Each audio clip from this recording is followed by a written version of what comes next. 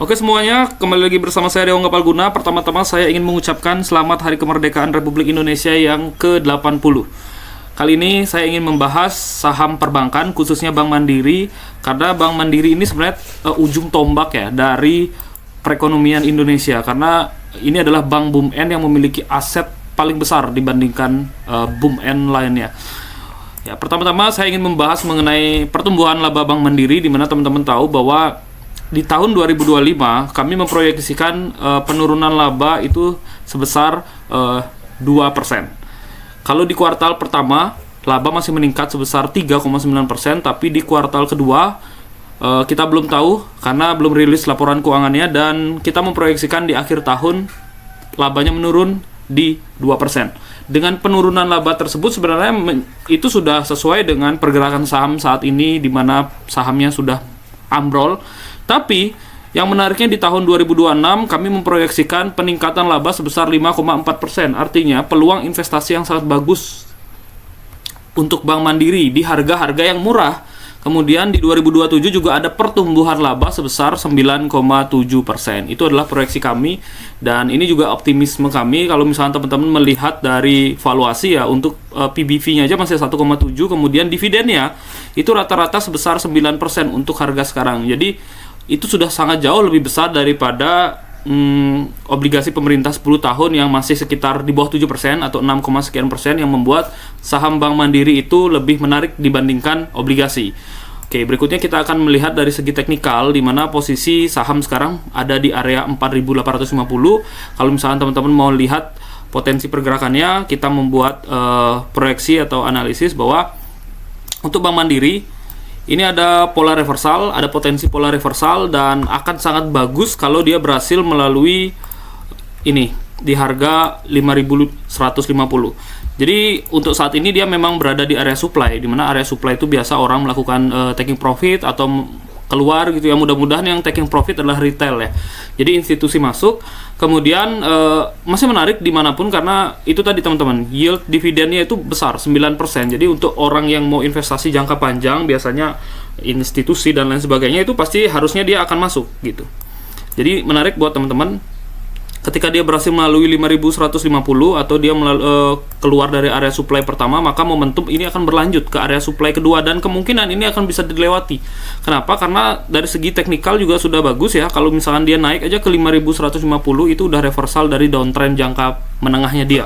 Artinya kalau misalkan dia berhasil lanjut ya ke sini, maka teman-teman bisa lihat reversalnya, momentumnya, apalagi kalau dia berhasil breakout dari 5650, maka momentumnya akan berlanjut ke 6950. Kalau misalkan dari harga sekarang kita lihat ya, untuk keluar dari area fase supply pertama aja 5%, apalagi dia masuk ke area supply kedua udah 12-13%. Next, momentum bisa berlanjut sampai di bulan depan, apalagi bulan depan ada penurunan suku bunga, yang artinya semakin tidak menarik kalau suku bunga makin turun di obligasi, deposito, dan lain sebagainya. Jadi orang akan masuk di pasar saham yang stabil. Karena kan kita sudah memproyeksikan kinerja Bank Mandiri itu memang di 2025 ada penurunan 2%. Itu kan nggak terlalu signifikan ya, dibandingkan mungkin penurunannya 13%, 20%. Nah itu agak signifikan. Tapi kita melihat peluang yang sangat bagus di tahun depannya, 5%, 9%. Biasanya kalau orang melakukan investasi, tekniknya gimana? Beli ketika krisis, jual ketika optimis. Jadi jualnya itu ketika orang pada optimis dengan kinerja yang bagus. Tapi orang melakukan pembelian saham kebanyakan ketika dia sahamnya ada di bawah, dan biasanya kinerjanya adalah kinerja yang paling buruk di dalam beberapa tahun ke depan gitu. Jadi untuk saat ini di 2025 itu kinerja terburuk Bank Mandiri kita proyeksikan. Ya, mudah-mudahan di 2026 dengan penurunan suku bunga, kemudian beban keuangannya juga menurun ya, beban dari beban bunganya dia juga akan menurun, jadi labanya juga akan meningkat gitu teman-teman, teorinya. Jadi kita bisa melihat peluang dari harga sekarang pun ke area target sementara itu 6.950. Jadi menarik lah buat teman-teman yang melakukan investasi. Disclaimer on, terserah teman-teman ya. Kemudian kita juga bahas bank yang lain ya, sobatnya dia, teman-teman tebak sendiri, dan sudah berhasil keluar dari area supply pertama, yang membuat ini makin menarik karena momentum bisa berlanjut ke 4340. Dan kalau misalkan di mana ini 4470 ini berhasil dilalui, 4480 sorry, maka dia juga momentum reversal sama dengan Bank Mandiri. Tapi dari segi potensi gainnya mungkin agak lebih besar ya. Karena dia punya hutang. Sebelumnya kita juga bahas untuk Bank Mandiri di 3.900 ya. Bank Mandiri, bank-bank yang lain ya semuanya menarik. Karena perbankan itu akan mendapat sentimen positif kalau suku bunga The Fed sudah mulai turun di bulan September nanti. Itu pasti akan banyak uang masuk ya dari investor asing. Jadi teman-teman harus mengambil kesempatan lah untuk perbankan. Kemudian ada juga Bank BUMN juga, hampir semua Bank BUMN ya kita bahas. Walaupun banyak sekali sentimen buruk dari BUMN yang mengatakan bahwa terkait dengan Koperasi Merah Putih dan lain sebagainya. Kita sudah diklarifikasi oleh Kementerian Keuangan bahwa dana dana koperasi itu menggunakan dana dari APBN. Jadi tidak menggunakan liabilitas dari nasabah. Jadi itu yang menarik untuk perbankan, walaupun orang mungkin menilai itu hal buruk gitu. Tapi kalau saya melihat itu adalah momentum yang bagus, apalagi untuk saham ini bisa naik ke 4.650 ya, dan breakout dari 4780, maka ini menjadi sentimen yang pergerakan yang sangat positif ya untuk reversalnya dia, karena dia mengalami konsolidasi yang agak panjang gitu. Maka tentu untuk uptrendnya juga harusnya lebih panjang. Kalau kita hitung dari harga sekarang ke area supply kedua itu 6,9%, lumayan, apalagi kalau misalkan sesuai dengan target di 30% gitu. Jadi pergerakan yang sangat menarik, posisinya juga sudah menarik, dividennya juga sangat menarik. Jadi semua indikator untuk orang melakukan investasi, value investing itu sudah menarik semuanya. Tuh, jadi tinggal bersabar aja sih menunggu bulan September partinya. Mudah-mudahan itu terjadi. Kemudian next saham industri ya, teman-teman sudah tahu bahwa kalau misalkan ekonomi mau maju ya tentu manufakturnya juga harus maju. Apalagi ada penurunan suku bunga, itu sangat positif untuk manufaktur. Dan kita sebenarnya tinggal melihat titik reboundnya saja. Walaupun sebenarnya dari teknikal dia kan double top ya, entah sentimen buruk apapun lagi, tapi kita juga melihat peluang penan flag ya, dimana penan flag ini juga merupakan tren kelanjutan gitu dari suatu saham. Jadi kita masih melihat si saham industri ini holding ya, itu bisa memasuki area supply di kisaran 5375 sampai 5650, dan dividennya juga besar teman-teman, sekitar 6 sampai 8%. Jadi sangat menarik untuk yang melakukan investasi mencari dividen. Nah, kemudian harusnya ini saya buka ya, MAPI ya teman-teman. Mungkin dapat nggak melihat analisis saya beberapa mungkin minggu lalu ya terkait dengan MAPI. Dan MAPI juga mau menarik Ace Hardware untuk masuk kembali ke Indonesia, tapi menurut saya itu bukan menjadi sentimen untuk jangka panjang sih, itu hanya sentimen jangka pendek ya. MAPI sebelumnya kita bahas dari harga 1220, jadi kalau misalnya teman-teman ada yang ambil, ini sudah harusnya dapat belasan persen. Nah, sekarang kita akan lanjutkan karena dia berada di area supply pertama ya.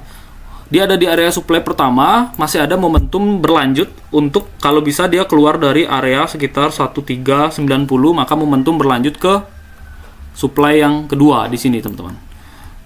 Jadi kalau misalnya dari harga sekarang breakout ke area supply kedua juga masih dapat momentum yang sangat bagus, positif lah untuk MAPI. Teman-teman sudah tahu kan laba MAPI juga meningkat, jadi menarik untuk masih bisa dilirik. Nah, kemudian di video sebelumnya kita membahas mengenai perbankan syariah ya. Dan perbankan syariah ini juga berhubungan dengan Bank Mandiri karena labanya juga belum rilis. Kalau misalkan positif, itu menjadi momentum yang bagus. Kita lihat secara teknikal untuk potensi sahamnya ada dua. Kalau misalkan dia breakdown support di 2700, maka momentum berlanjut ke 2460. Ini bisa untuk dijadikan swing sebenarnya.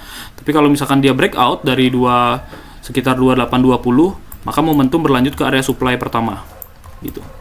Area supply pertama ini bisa menjadi, misalnya nih kan dia target dari penan flag ya, atau Fallin Wedge ya, atau pokoknya ini pergerakan saham yang membentuk seperti sebuah bendera ya, bullish flag kita sebut.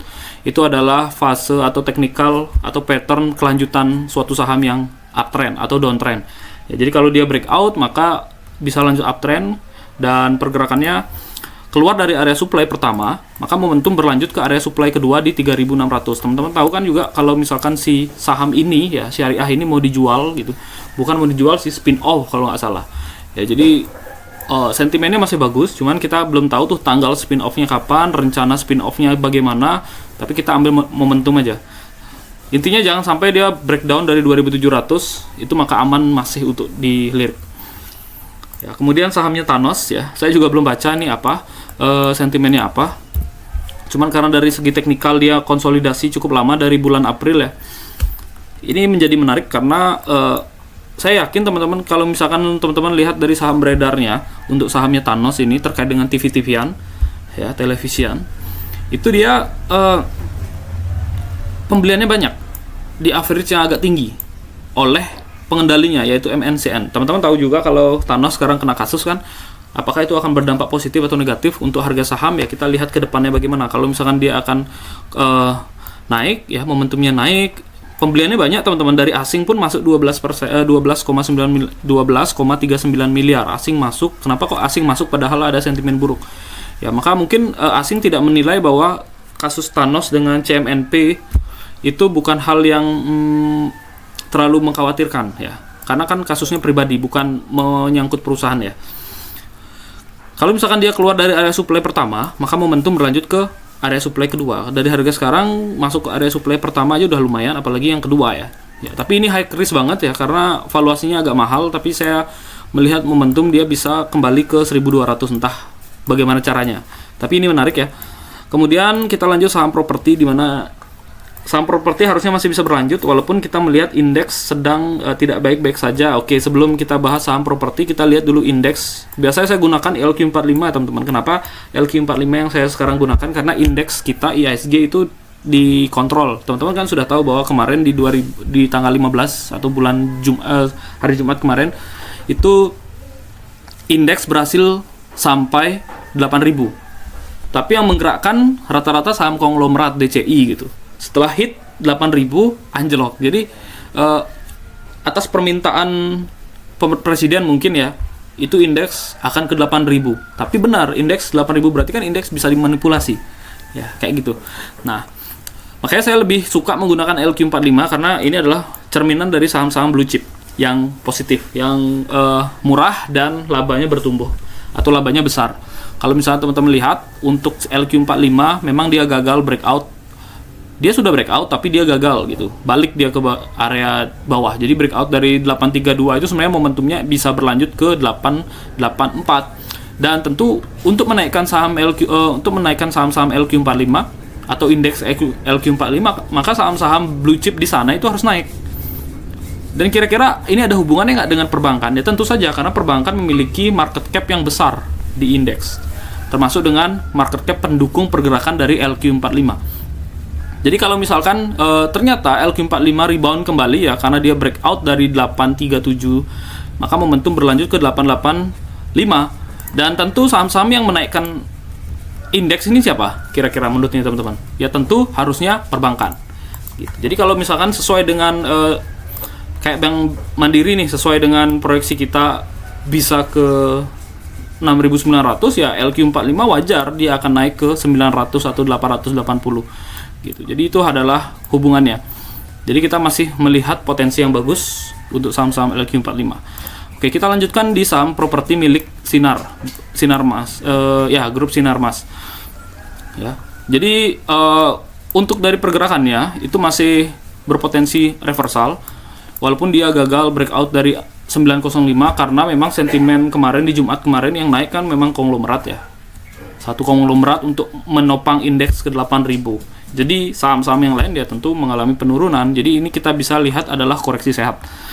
Kalau besok Selasa itu berhasil breakout dari 905, itu harusnya momentum bisa berlanjut ke 985 gitu. Ini menarik ya. Apalagi The Fed menurunkan suku bunga. Potensinya data-data ekonomi Amerika itu udah mulai ada pelemahan-pelemahan sedikit. Kemudian forecast atau prediksi dari beberapa lembaga keuangan juga memperkirakan memang 90% September The Fed akan memangkas suku bunga. Nah, jadi dari harga sekarang untuk ke area supply kedua itu aja sudah lumayan ya, menarik ya. Apalagi dia berhasil melalui 1020, maka momentum berlanjut ke 1200 gitu untuk properti ini. Jadi menarik ya, karena reversalnya dia. Kemudian ada saham di sektor migas, gagal juga karena marketnya nggak terlalu oke. Tapi masih ada peluang karena teman-teman lihat dari pembelian juga masih banyak ya, pembelian dari big money. Kalau misalkan dia breakout dari 416, maka momentum berlanjut ke 450 ya. Jadi menarik untuk saham migas, sentimennya masih positif. Dan terakhir adalah sektor retail. Teman-teman di beberapa video bulan lalu ya, mungkin sekitar bulan Juli itu kita juga bahas sahamnya ini. Kalaupun dari harga pada saat itu ya, untuk ke high-nya beberapa bulan ini mungkin teman-teman udah dapat belasan persen. Dan kita masih ngelihat potensi karena labanya meningkat lumayan bagus. Kemudian teman-teman tahu bahwa data dari penjualan retail di Indonesia itu meningkat juga. Ya, ekonominya meningkat. Jadi ini menjadi sentimen positif untuk sektor consumer ya, sektor perdagangan retail juga. Jadi ini menarik kalau misalkan dia berhasil keluar dari 468, maka momentum ini berlanjut ya ke 520 sesuai dengan polanya dia, pola flagnya dia, targetnya. Yes, ke area supply yang kedua. Jadi masih lumayan sekali peluangnya. Mudah-mudahan semua sesuai dengan analisis kita. Yang mengkhawatirkan kita itu tahu apa nggak? Nah ini, IHSG. Yang membuat kita sedikit khawatir dengan pergerakan saham itu adalah di indeks IHSG. Karena IHSG ini kan ditopang hampir ya, sebagian besar ditopang oleh sektor atau perusahaan-perusahaan konglomerat. Yang menjadi kekhawatiran kita itu adalah di indeks. Jadi kalau indeks merah, ya, tapi LQ45 bisa berpengaruh merah juga, ya udah saham-saham yang tadi semuanya sementara ditunda pergerakannya. Untuk selesai koreksi mungkin di akhir bulan baru bisa rebound. Untuk lanjut naik di bulan September kayak gitu. Ya, jadi ini menjadi karena IHSG dengan LQ45 pergerakannya nggak sama. Nih, teman-teman lihat pergerakannya nggak sama. Gitu. Tapi kalau LQ45 turun, IHSG turun, LQ45 naik. IHSG naik belum tentu LQ45 naik gitu. Nah, kalau bisa sebenarnya mudah-mudahan ke depannya ketika saham-saham perbankan sudah kembali rebound, dia menjadi penopang dari indeks lagi gitu. Maka itu waktunya untuk asik melakukan trading. Karena sesuai dengan teori fundamental. Tapi kalau sekarang ini teori kepentingan untuk di saham. Itu aja yang bisa saya sampaikan. Jangan lupa gabung channel Insight. Terima kasih.